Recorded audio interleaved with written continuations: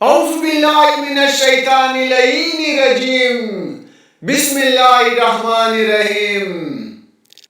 امام علی علیہ السلام نے فرمایا، جو اپنے حق سے زیادہ کا جو سوال کرتا ہے وہ محرومیت کا مستحق ہوتا ہے۔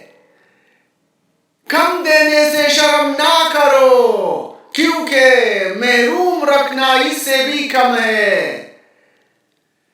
محرومیت کو عقل میں محدود کر دیا گیا ہے، یعنی ہر ایک کی محرومیت اس کی عقل کے مطابق ہوگی۔ احسان کا انکار محرومیت کا باعث ہوتا ہے۔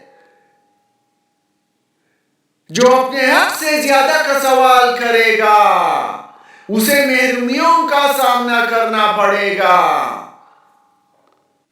تم دوسروں کے غلام نہ بنو جبکہ اللہ نے تمہیں آزاد قرار دیا ہے۔ آزادی دھوکے اور مکر سے پاک ہوتی ہے۔ جو اللہ کے رزق سے راضی ہوگا وہ ہاتھ سے جانے والی چیزوں پر غمزدہ نہیں ہوگا۔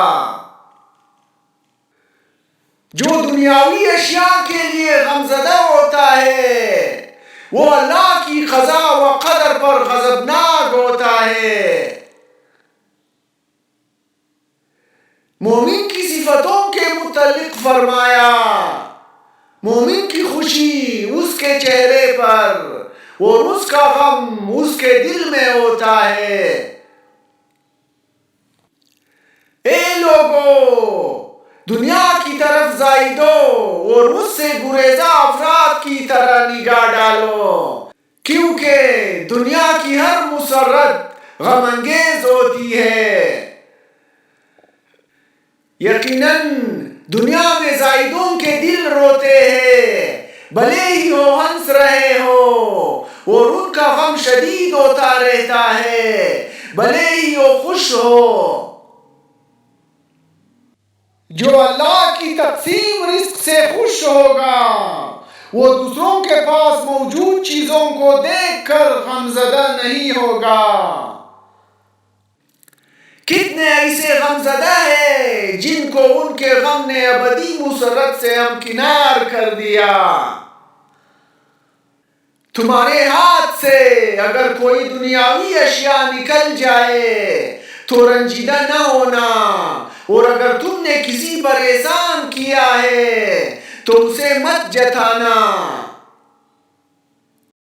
اس دنیا میں اپنے لیے جس کا غم و ملال طویل ہو جاتا ہے، اللہ تعالیٰ روز قیامت اس کی آنکھوں کو ٹھنڈا کرتا ہے اور اسے دار جاویدانی میں جگہ دیتا ہے۔ خوشخبری ہے اس کے لیے جس نے قیامت کو یاد رکھا، حساب و کتاب کے لیے نیک اعمال انجام دیے، تنگ دستی میں قانع رہا اور اللہ سے راضی و خوشنود رہا۔ آپ علیہ السلام سے سوال کیا گیا کہ اللہ اتنی زیادہ مخلوقات کا حساب کیسے لے گا؟ تو آپ علیہ السلام نے جواب دیا، جس طرح اتنی کثیر خلق کو رزق دیتا ہے۔ یقیناً آج عمل ہے حساب نہیں، اور کل حساب ہوگا عمل نہیں۔ اپنے نفس کا حساب کرو قبل اس کے کہ تمہارا حساب کیا جائے۔